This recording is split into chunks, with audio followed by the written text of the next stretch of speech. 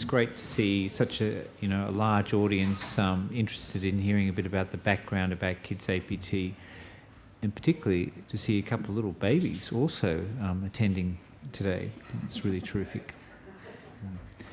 And they're allowed to shout and scream as much as they like because it's all part of the experience, isn't it?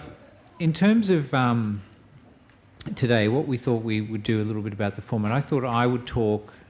I'm the Assistant Director of Public Programs here, and my colleague Lynn Sear is the other Assistant Director, Curatorial and Collection Development, and sandwiched between us is a lineup of artists. So what we thought we'd do today is we'd both talk a little bit, and then the artists would talk a little bit about their work, and then a little bit about their project with Kids APT, and then at the end we'd have an opportunity for you guys to ask some tricky questions. How's that? Or not so tricky, or just straight out complimentary, whatever you feel is best. First of all, in terms of talking about Kids APT, what I thought maybe a little bit about the background of how we've put this together.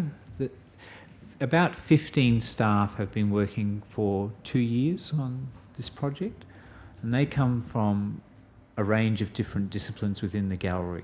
Education, obviously, but exhibition staff, design, web, multimedia staff, and curatorial staff have been involved in the development of this. And just to give you an idea about how how important this project is to us, that we have 5 members of the senior curatorial team. We're also members of the Kids APT project team. So myself and Lynn and other curatorial staff such as Sahanya Raphael, Maud Page, Don Heron, we're also sat in on those meetings and very much shaped how we develop Kids APT.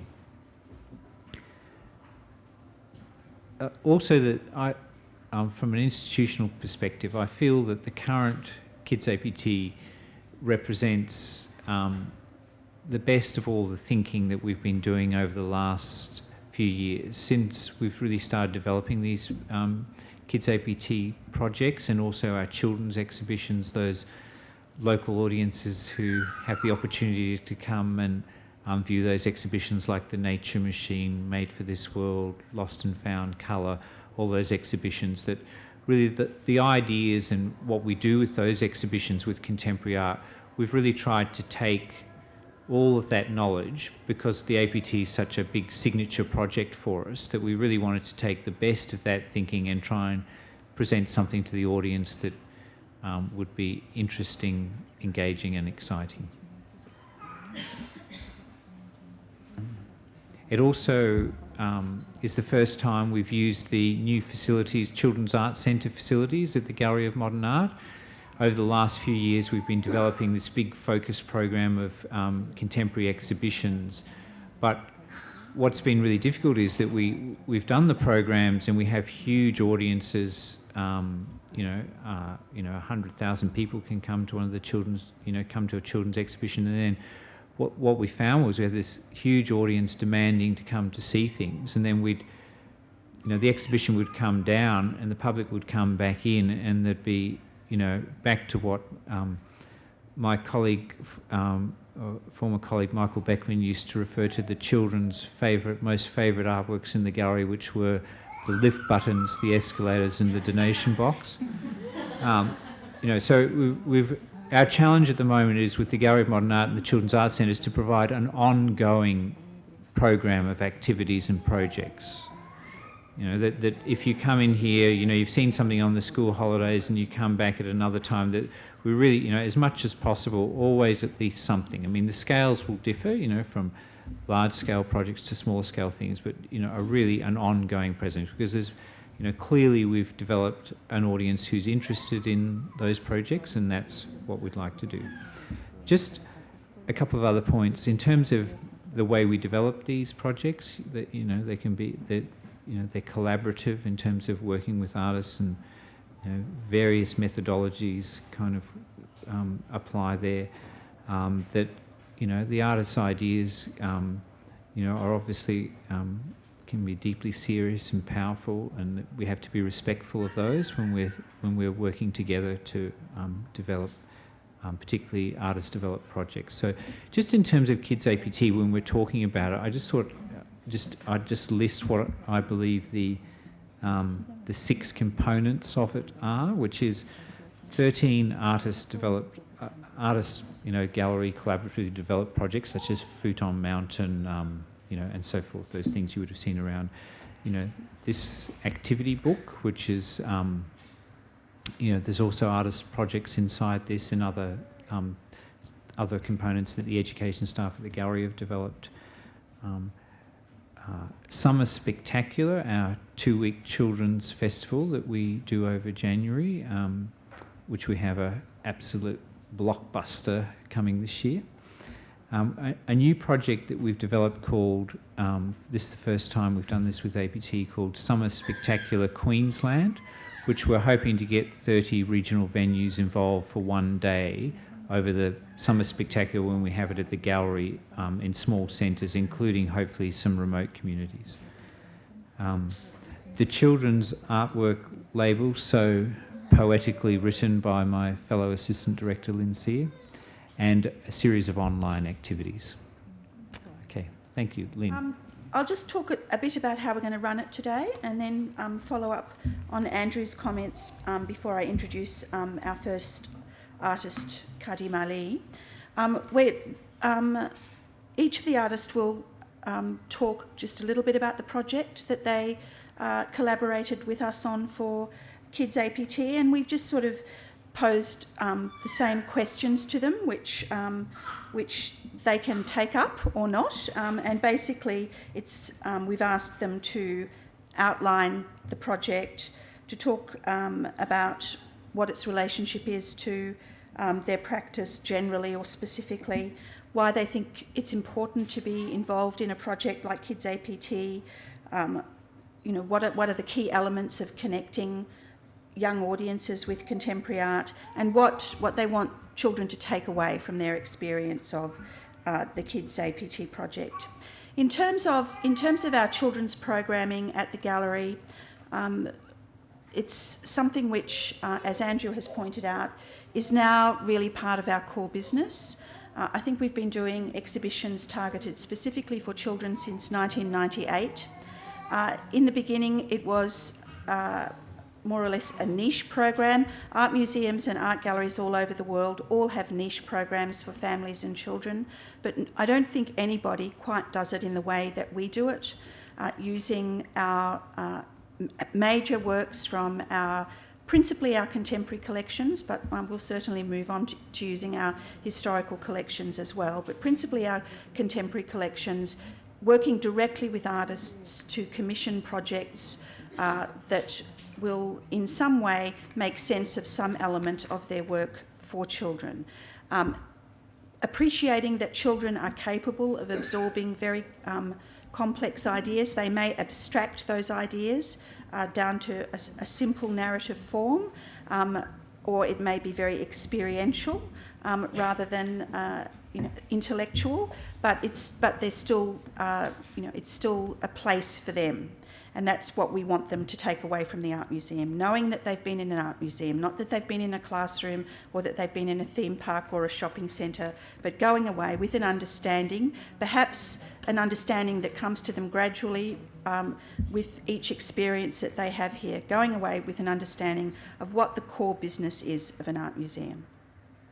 We'll be able to talk about these things a bit more later on after each of the artists has introduced their project, because we'll be throwing the floor open to questions to the artists or to Andrew and I about some of these elements.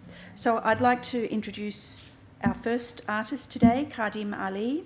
Kadeem was born in Quetta in Pakistan, where he still lives and works. He is a member of the Hazara community, most of which members are in exile from their traditional homelands in a mountainous area of Afghanistan.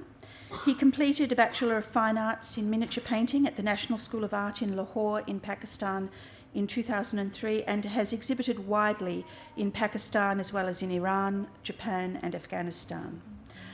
Ali's practice is directly informed and influenced by his family's plight in exile and their experience of the turbulence and violence of the region in northern Pakistan where they now live. He's trained in the discipline of Persian manuscript painting and inspired by his cultural heritage in the creation of introspective jewel-like paintings that convey the complex history of this region, but of course inflected with contemporary concerns as well. And Kadeem's work is on display in Gallery 15 in this building in especially a themed part of the Asia-Pacific Triennial, which explores the influence of miniature painting on the work of artists. For Kids APT, we commissioned Ali to work on a project which we're calling the Bamiyan Drawing Project. It's on display in the Children's Art Centre at the Gallery of Modern Art. I hope if you haven't seen it, you will, after today, certainly have a look at it. It's a very important project for us. It's a deeply serious project. It features a series of drawings made by children, facilitated by Kadeem in his homeland of Bamiyan. He was able to return there, as he does regularly, and work with young students at local schools. This was the first time he worked with both boys and girls. And the drawings depict the students' impressions of their immediate environment and its recent histories. The drawings have content which is both beautiful and harrowing for us in many ways, but it's about the daily lives of those children. And when we present it to children as part of Kids APT, we provide materials which assist their parents to talk to them about these ideas and issues, but the point that we're making to them is that there are children all over the world who have lives that are very different from the lives that you have. And I mean, our belief is that children are perfectly capable of understanding those sorts of propositions. So I'll hand over to Kadeem to talk about that project a bit. Thank you very much, everybody. And I'm very glad to be here with this is my first time in Brisbane, and well, about me, I think everything has been told to you. And about the project of APT Kids, well, I think about this about the connection of the drawings of Bamiyan with the APT Kids is to bring them, like, it's a kind of awareness and information about the children of Bamiyan. They're war-affected children who were actually born in the bunker, who were grown up in the scene of war, and during the Taliban time, when I went to Afghanistan, Bamiyan, so I found the book. I found a grade 1 textbook, which used to teach at the Taliban school. It is now displayed at the Nasubi Gallery project, if you want to see that book. It contains a lot of weapon imagery, and it is 1 is equal to 1 grenade, 2 is equal to 2 rifles, and 3 is equal to 3 bombs, something like that. And so I brought this book, and I was thinking about that book when I returned back to Pakistan. And then I was thinking about these children, what is these children going through? And then after the Taliban collapsed, I went there and I conducted a workshop with the children, and I asked them to draw anything they want. Then later I found that a lot of these children, they draw weapon imagery, a lot of their memories, and because they don't know any television media, they don't know any other, they don't know about cartoon and children entertainment things, and so they draw whatever they see.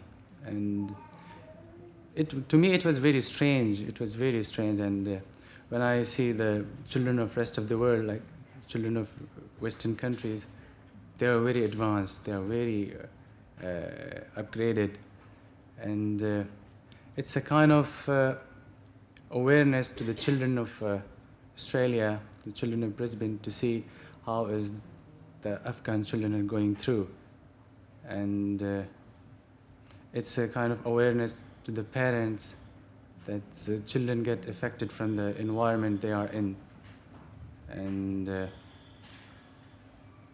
this is it, I think.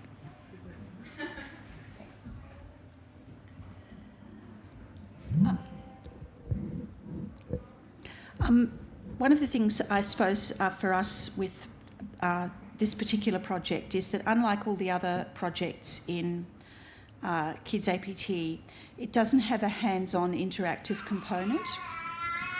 We didn't want to dilute the impact of the drawings in that way for now.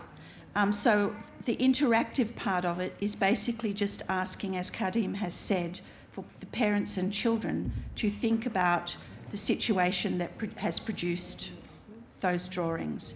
Kadeem is coming back in January to do another project with us for our Summer Spectacular Festival, in which he actually will conduct workshops, drawing workshops with local children. So that will be a follow-up part of the project.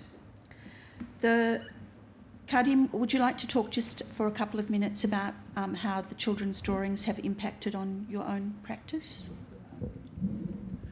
Yes, well, I am very much inspired of the elements imagery. They are imagery. The children, they are drawing in their school books, in their school notebooks. You can find a lot of very unusual images that they have never seen. They have never seen President Bush. They have never seen Bin Laden, but they draw them every day. And they have never seen any car, any vehicle yet in the interior Bamiyan. So whenever they see a car or a vehicle, they get afraid, they're scared of the thing. What is this thing? Is this thing coming? And so their drawings are basically very, very, very pure, and I am very inspired of their elements. So I took, so I'm working on Shahnama, the Book of King, and so last time when I was in Bamiyan, I conducted another workshop with the interior Bamiyan children, and I told them a story of Shahnama, the Book of King, and I asked them to draw. And the main hero in that book is called Rustam. And when I see they were drawing Rustam, the Rustam was more like a Taliban, more like a demon. And so I took that image, I used that image for my paint the series of Taliban, the series of Shahnama. So I picked that image as a demon. So that is actually Rustam. They have never seen the imagery of, they have never seen the illustration of that book, but they have Rustam in their mind, because when Taliban was in Bamiyan, they declared themselves as a hero, as Rustam. And there was a lot of song producing by Taliban that we are Rustam, we can fly anywhere. And the children are actually very affected from those songs, and they are making those Taliban are flying Taliban, and they call it Rustam with wings. So I did a series, and that Rustam with wings at the Gallery 5, if you get a chance to see that. Okay, we'll move on to Echo next. But of course, there'll be an opportunity to ask Kadeem any questions later on, if you like. I think I might just sit here and be lazy to introduce Echo. You don't mind if I don't stand up, Echo? No problem. Okay. Echo is from Indonesia, where he continues to live and work. He's participated in numerous international shows, including Have We Met at the Japan Foundation in Tokyo in 2004-05, and Shadows, Contemporary Art from Southeast Asia in Berlin in 2005, where he created a mural in a local neighbourhood with a group of local young people, and it was the images of that mural that gave us the incentive to ask him to work on a couple of very big mural commissions for APT, one of which adorns the foyer of our splendid new Gallery of Modern Art, and another which is in the Children's Art Centre, and I'm sure Echo will talk about those murals in a minute. He works in diverse media, including paintings, videos, handmade zines with collage and drawings, and he also collaborates with local workers in Indonesia, machinists, to produce embroideries, several of which have actually recently entered the collection of the Queensland Art Gallery and are on display in Gallery 1.1, the largest gallery on the bottom floor of the Gallery of Modern Art. His participation in Kids APT has had a few manifestations. The Mural project in the Children's Art Centre, on which he worked with local high school students, and he'll tell us about that in a moment. Postcard project, which came out of some of the imagery that he produced with the kids while they were here working with him, and also a comic that they worked on collaboratively together. So, Echo, could you talk to us a bit about some of those components of your participation in Kids APT? Thank you, Nina. Good afternoon, ladies and gentlemen. I would like to talking about the kids project in APT, and I'm doing several projects for the kids, also for the student. There is a comic book project, and the mural, and the kids entrance, and also the postcard project. About the comic book project, that's I was involved with 3 different schools, and there are 9 students joined with this project, and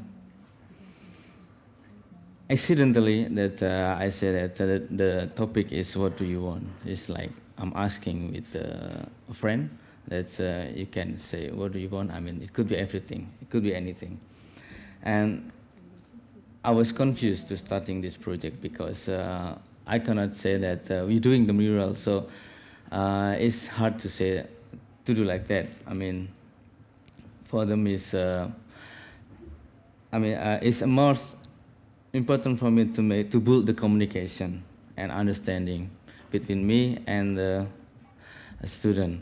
That's why then I make a book project, and I say to them like 2 questions. What the best?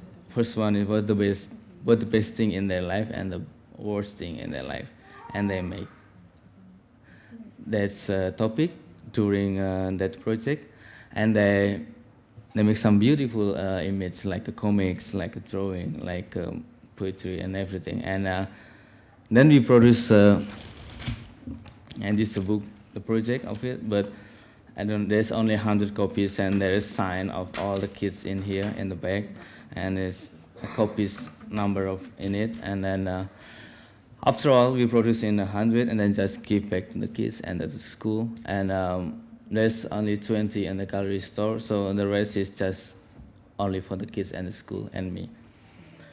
And from this book, then I get the idea from through to the small mural, colorful, on the kids' entrance, and it's also called What Do You Want, and it's like a robot, almost like this, but it's basically the idea from the kids, young kid Australia or in Brisbane and at this time. And that's I get impression about all the data from this book and the topic of this book on the communication, understanding, and this I told you that the process is important for me. So that's a mural beginning, just this of the process. And the other thing, like I'm doing a postcard project, and it's also I want to make some small communication with another kids that I didn't meet yet. Then I do several postcards, and I'm just drawing. And one of drawing, you can put the text, you make communication between that's inside of the image. Or also you can make your own head. Like I like to do change all the head. I don't want to justice people by the face, by the color. So it's just something else on the head. The head is mean a lot for me. And also, yeah, the people can play on the my postcard, and they can sending all over the world. I mean, they can send to friends, to family, and just put on the box, and then the gallery will sending. And it's lovely project. I mean, I will do also to sending to my friend from here. And and for me it's nice. I mean, I try. It's like communication between me and the kids, but in like it's like a distant, but it's not really distant. But the kid can drawing on my postcard, and they can sending. It is like collaboration, and some several project in the book.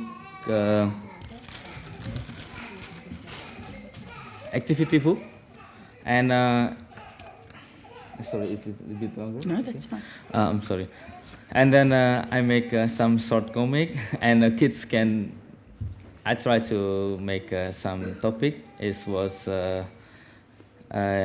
big starship crash Brisbane, so they can make own story, make communication. I'll do another story of between me and the kids who doing on this the book. So and then I put this comic made by me and the kids who doing this drawing inside beside of side of my work. So the meaning of at all that between me and the student or the kid is really important process for me. I mean, the young generation is really important for us, and I try to rebuild about the communication between I was coming in different culture, different country, and then I try to building a communication beside of my culture and their culture, and try to understanding what's happening. So that's, and then my work is happen. So that's just a nice thing I have had in here. It's good. Okay, thank you. Thanks. Thanks, Echo. I might just mention that the mural project for the entrance of the Children's Art Centre, we worked on that as a collaboration with the Department of Education. We asked them they part-funded the project, and we asked them to work with high schools in some areas of Brisbane that I suppose one might, for want of a better description, describe as challenged in socio-economic terms. So the students were nominated. They were, I think, year 10, 11 and 12 students, and they were nominated by the art teachers at their high schools to participate in the project, and it all worked very well, and it was fantastic to have them involved.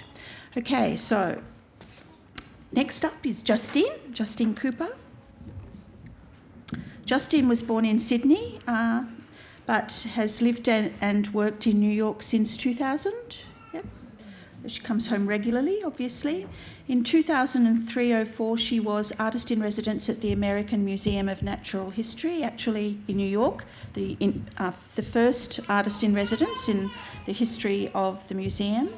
So she had unprecedented access to the collections, and the result of that access is on display in APT in a series of photographs and wonderful video, which you may have already seen in Gallery 6 in this building. During her residency at the museum, she documented the collections of the museum and really provides us with a rare glimpse into one of the world's great natural history museums, looking at the literally hundreds of thousands of disparate objects that were collected from the 19th century onwards, and how they've been transformed in terms of Western scientific knowledge and value. Her interactive work was a collaboration between our staff and the artist, The Call of the Wild. It's technology-based work.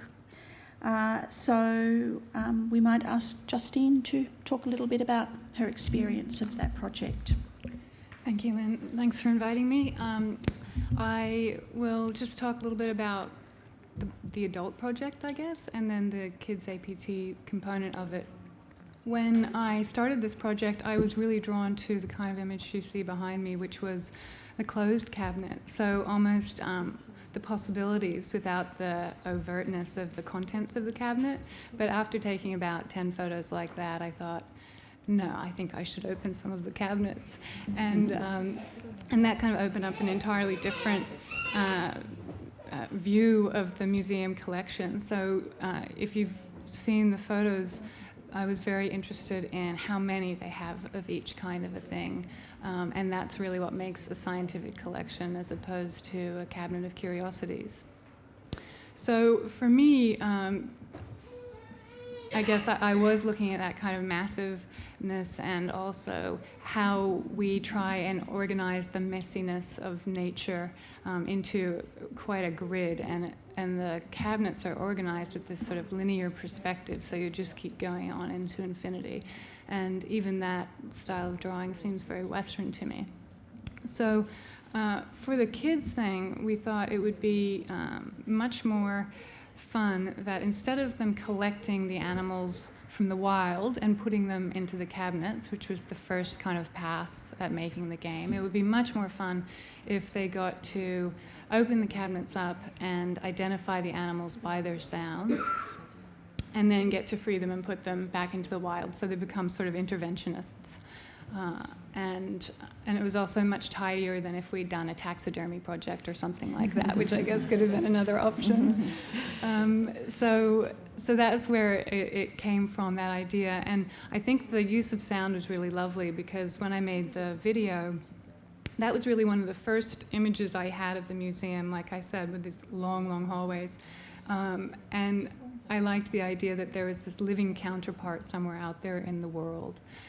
So you kind of get that sense in the video that of that other life. And so the game kind of incorporates those elements of identifying the sounds of the animals. And in some ways I felt like the collections themselves were this set of kind of latent facts, and people look at it and read it in different ways. And if you listen, and I guess I don't mean literally, but if you can listen to the language of those collections, you do get a sense of how our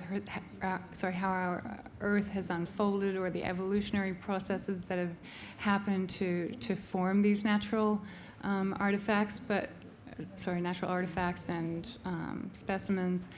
But I would hope that the kids that interact with this game are sort of thinking about science as both natural and cultural when they play the game. I think that's it. Okay, thanks, Justine.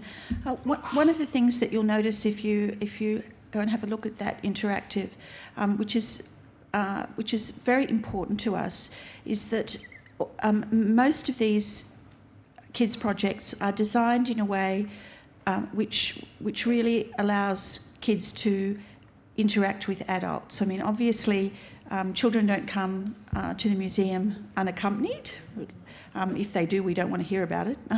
But they bring grown-ups with them of parents, grandparents, teachers, carers, and we know one of the most fundamental things we know about learning is that children learn best in the company of a trusted adult. And so many of our projects for children are designed, as Justine's is, to allow the children to experience the project alongside an adult, so either sitting alongside or guided by or facilitated by, although I suspect with the computer-based technology it's probably in most cases the children doing the guiding and facilitating. Okay, so our next artist is Xxxx De Medici. This is the second children's project that X has been involved with the gallery, and X is heard her describe herself as a Canberra girl a little while ago, who thinks that Canberra is one of the most beautiful cities in the world, except I suspect for the current occupant of the lodge, who does not qualify as beautiful. He doesn't occupy the lodge. Oh, that's right. Yes, that's right. Well, that's good for Canberra, yes. So since the 1970s, her practice has included sound, performance, installation, painting and photography. And of course, she's a well-known tattooist and opened her own parlour in 1990. In very recent times, she's been working on a series of large-scale watercolour paintings, which are on display in Gallery 6 in this gallery, absolutely magnificent, and 2 of which have been acquired for our collection. Those paintings focus on a number of issues. They're very complex works, as well as being breathtaking in their virtuosity. They focus on signs of power and control and the fragility of life. They pay homage to natural history illustration. They draw on concepts such as 17th century Dutch ideas about memento mori and symbols of mortality and the futility of worldly pursuits. For Kids APT, we have our wonderful tattoo shop, and it's an interactive which stems obviously directly from X's own tattooing practice. Each tattoo has been specially designed by the artist, and I think that the designs were narrowed down from a range that were actually presented to focus groups of children who got to vote on the ones that they thought appealed to them most. So I'll hand over to X. Hello, thank you Queensland for bringing us here. I'm probably what you would call a dog's breakfastist, and this was a term that a friend who is now deceased, Neil Roberts, and I came up with because we didn't really feel as though we wanted to stick anywhere specific. The little tattoo project began almost as from the Nature Machine exhibition, which I participated in 2 years ago. We had designed another little tattoo which went missing somewhere in Taiwan. The tattoo was like a moth skull with antennae, patterned with a North Queensland pelt of an unclassified species, of which there are many, many thousands in this country. Particularly, I work specifically within the Lepidoptera at the CSIRO, Department of Entomology in Canberra. I'm perceived as an artist fellow there. I don't get paid, but I can be there and access the collections. I've been doing this since 1997. So I guess to reposition, the idea of repositioning a kid's tattoo for this APT was almost a replacement for the one that failed for the Nature Machine. As Lynn had stated, we put it through a consultation and democratising process with the children to see what sort of things they liked. In many ways, to do the little rub-on tattoo was just, purely for fun. It's really got no educational value. I'm not an educator. I do not teach children. I do not work with children. the last time I've worked with children was for the last project here.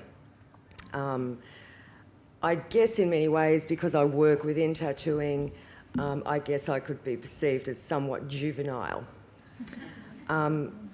So I guess I can relate quite well to the children on that level.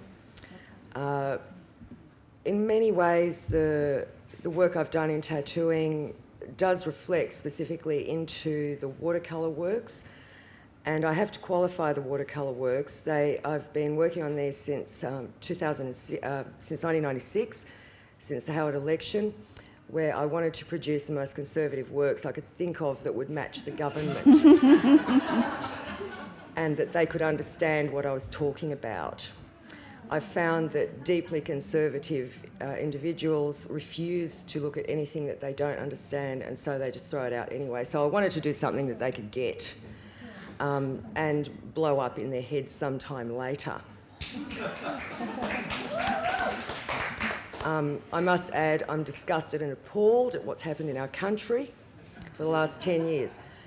These 5 paintings represent 10 years of this time. I began the blue one, which was the first one in 1996, and well, a bit later, because I was finishing a big pair of swastikas that were to announce the incoming group. So 1997 till now, the big black, the black image which has been purchased is what I perceive is coming, a lovely crash. So ultimately I felt a little bit worried for Lynn and Andrew for my inclusion in Kids APT, because I don't think I'm a very nice person and I don't have great things to say about the world as it stands, but I'm sure that tattoos are, a lovely moment about children, about our identity, that it's not necessarily to encourage children to impose their own identity at such an early point. That's not the position. The position is that it be fun and that it be something that the children can take away with them and cruise around on like a little outfit. In January, I'll also be running, potentially, I'm not quite sure what the project might be, but it may be a drawing project or it may be a performance project. We're still sort of moving around on this. So there's more to come beyond the fun. That's great. I think that's about it. Yeah. Maybe just, we talked a little bit yesterday about the soundtrack for the tattoo parlour. We could just... Yes, yeah. I chose Peter and the Wolf because it's one of the earliest pieces of music I can recall that actually, as a very young person, when you get some degree of analysis through your teachers, where, and again, a lot of my work does focus on animals and our interactions with our beautiful planet. So I wanted, it was either The Nutcracker or Peter and the Wolf. They're very recognisable compositions which are written for children directly about their world and about their interaction with animals in our world. And I guess too, it's somewhat self-referential that it's one of the earliest pieces of music I can recall having analysed for me by a teacher. Okay, thanks. I should say that the soundtrack has been sort of the most dominant sound in the gallery for the last few weeks before people re-entered the gallery in a big way on Friday. We were here on our own for 4 months. Significant tracks of the wolf. Yes, yeah.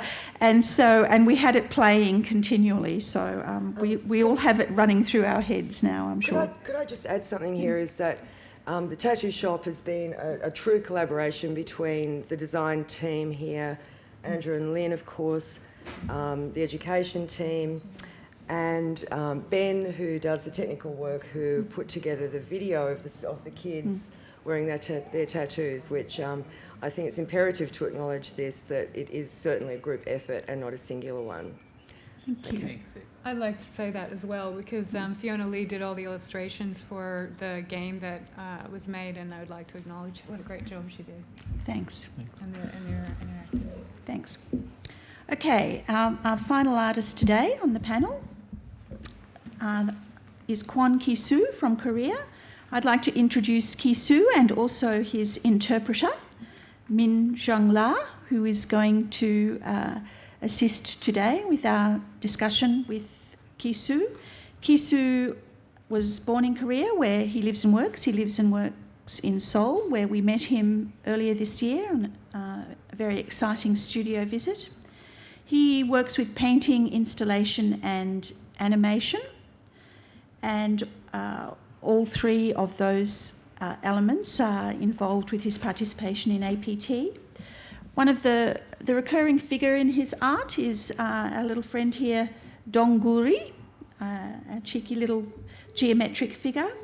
And I suppose he's been described to us as Kisu's artistic alter ego, a simple but very distinctive little personality, and has become a repetitive icon and a commercial product in Kisu's practice. Kisu's participation in APT, as I said, involves animations, the wonderful paintings that you see installed in Gallery 3 in this building, and also the Kids APT work, which is at the Children's Art Centre at GOMA, Run, Run, Run, which brings to life, in a way, Dongguri and allows children to visit all sorts of manifestations upon that figure. So Kisu will now tell us a bit about this project.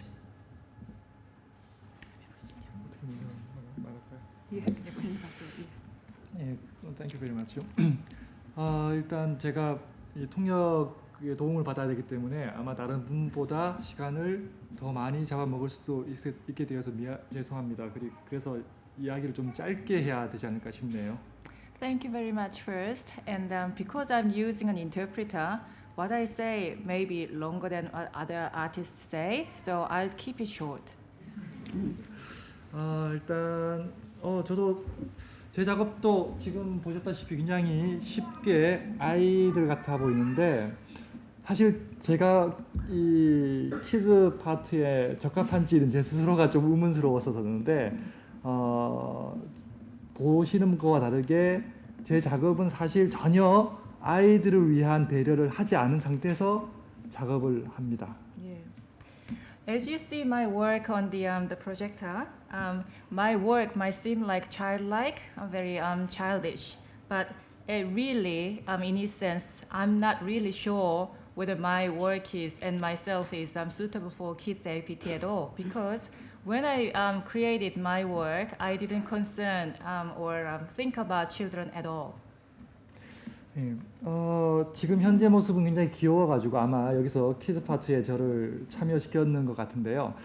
제가 처음 이 작업을 할 때는 제가 한국인으로서 한국인의 정체성에 관한 문제, 그리고 제가 성인이 되면서부터 굉장히 한국 경제에 어려움이 있었는데, 그래서 한 사회인으로서 살아가기 힘든 모습들, 어려운 현대인의 모습들을 그리기 시작했었습니다. 그래서 저는 처음에 생각한 게 검게 사람의 뒷모습을 검은 실루엣으로 처리해서 하는 설치 미술을 했었는데, 그 미술이 점차적으로 드로잉을 거쳐서 지금의 모습을 갖추게 되었습니다. What you see, as in Dongguri, is a very cute kind of figure. But at the first, very beginning, when I started to work with my work, I was really thinking about identity of Korean people, modern Korean person that is. When I was growing up and became an adult, the Korean economy was having difficult time, and then I was really thinking about difficulties modern Korean person as an adult had to suffer about their beings and identity. I started with the black silhouette figure. I did a lot of installation work with this figure, but then through the process of drawing, what you see at the moment has been created. 지금 보이는 작품이 런런런인데 어떻게 보이세요? 사실 이 런런런을 제가 만든 의도는 현대인의 멈출 수가 없는, 끊임없이 달려야만 하는 그러한 삶을 표현한 것인데, 아이들이 노는 것 같아 보이나요? 그러면 제가 실패한 미술이 되는 건가요? The work you see is called Run, Run, Run, and I wonder what you feel and what you see in it. What I tried to express in there was a modern person trying to keep going and really can't stop in their lives, and they were running away. And if they just look like as they were playing around and running, maybe my work has failed. 예, 제가 하는 작업이 요즘 최근 몇 년간 작업들이 항상 이렇게 제 의도와는 다르게 해석이 되고 있는데, 그래서 아마 여기 큐레이터 분들도 제가 어린이를 굉장히 배려한 작품을 만들지 않았나 하는 오해를 하셨을 것 같은데요. 이거 말고 제가 그 시력 검사표를 만들었었는데, 실제 그 시력 검사표는 인간의 모습들을 수치로서 표현하는 계급적인 의식을 담은 것인데, 많은 사람들은 이 시력 검사표를 어린이들을 위한 안경점에 배포하는 게 어떻겠느냐 하는 오해를 자주 하십니다. My few of works recently I created usually had happened to be misinterpreted differently from my intentions. So I suspect these curators in this gallery had misinterpreted and thought my work was actually concerning the children. Other than this work, I had created a work called it's eye tester for the is it eye tester? Yeah, eye examination sheet actually, and in there I try to express humans or shapes of human or the aspects of human beings into numbers. Into numbers. That's what I tried to do in there. It was very serious work, but many people suggested, why don't you put this table into children's optometry shops or children's glass shops? And there, I think a lot of misinterpretation because of the looks is happening. 그래서 저는 가끔씩 그 평론가들이라거나 기자들하고 인터뷰할 때 종종 쓰는 용어가 있는데요. 아름다운 오해라는 용어를 많이 쓰고 있습니다. 그래가지고 그것은 무슨 뜻이냐 그러면은, 제가 항상 제 삶에 관해서, 제가 어른이 되어가고 현대인으로 살아가는 어려움에 관해서 표현을 하는데, 보는 분들은 항상 아둥틱하고 동화스러운 그러한 인상을 많이 가지게 돼요. 그래서 그것을 일종의 제가 실패한, 제 의사가 제대로 전달되지 않은 오해가 되는데, 그게 더 많은 관객들로부터 관객들에게 제 이미지를 확장시킬 수 있는, 그러니까 발전적인 모습으로 변화를 하게 됩니다. 그래서 저는 오해는 안 좋은 부정적인 뜻으로 쓰입니다만은 그것이 아름답게 발전된다라고 해서 아름다운 오해라는 용어를 종종 쓰고 있습니다. So when I do an interview or talk to the art critics, I sometimes use the term beautiful misinterpretation. What I mean by that is what I intend to express in my work is really the difficulties and what I feel about life, really hardships really. But the viewers mostly see that's more childish, childlike, light, happy, and playful. So I think it is my failure as an artist in a way, but that actually can reach more viewers and more public. That actually goes across to many more people. Maybe in that misinterpretation is actually progressing into a different change and gives me different dimensions. So there goes beautiful misinterpretations. It's not really negative. It can be positive. 그래서 제가 그렇게 어린이들이 제 작업을 좋아하는 거는, 여러분들 스스로 생각해 보시면 아시겠지만 아마 여러분들도 아이였을 때 부모들의, 어른들의 사회를 잘못 이해해 가지고 여러분들은 그 문화를 받아들이고 여러분들이 다시 어른이 되었을 때 새로운 문화를 만들어가게 되고, 아마 여러분들의 아이들도 사실 여러분들의 모습들을 다르게 해석해가지고 또 새로운 세대를 만들어간다고 생각합니다. 그게 일종의 판타지가 되겠고요. 제 미술이, 제 작품들이 의도하지 않았지만 만들어가는 아름다운 모습이 된다고 생각합니다. 그래서 항상 저는 사실 어린이들하고 이 워크숍을 갖는 것들을 즐겁게만 생각하지 않는데요. 또 새롭게 좋은 기회가 되고 저의 실수라든지 제 행동 모든 것들이 어린이들에게는 새롭게 해석되고 새롭게 접근되어 가지고 아마 제 의도와는 다르지만은 새롭게 만들어가는 그들의 세상을 만들어가는 그런 기회를 제공하지 않을까 기대를 해봅니다. Why children like my work? When you think about yourselves when you are little, perhaps you, as a child, try to interpret your adult world in your own way. And that's perhaps how children create new generation, new society. Maybe, and that I call it's a fantasy to become a better world.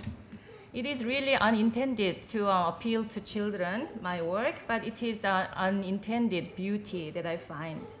I don't usually enjoy workshops with children, kids exhibitions, but whether I intended or not, it appeals to children, and perhaps it gives me different opportunities to appeal to different audiences, and my failure as an artist may become interpreted by different children or other audience in different way that perhaps will create children's their own different generation and world. That's what I hope.